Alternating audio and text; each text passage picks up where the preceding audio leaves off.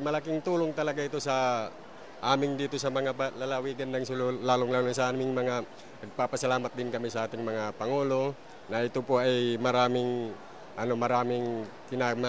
natutulungan dito sa ating mga pangkabuhayan dito sa lalawigan ng Sulu, sir. Papasalamat kami sa Allah Subhanahu wa Ta'ala at sa lahat ng gumawa ng program na ganito. Ito ay malaking tulong sa lahat ng mga farmers dito sa Sulu, lalong-lalo na sa mga nag-uumpisa pa lamang sa kanilang mga pag-aalaga ng iba't ibang mga hayop.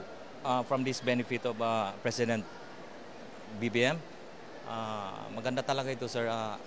Matutulungan talaga kami lahat through farmers and to all my families also.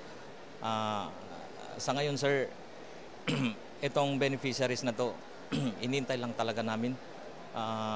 Sana ito, makatulong talaga ito, sir. Salamat po.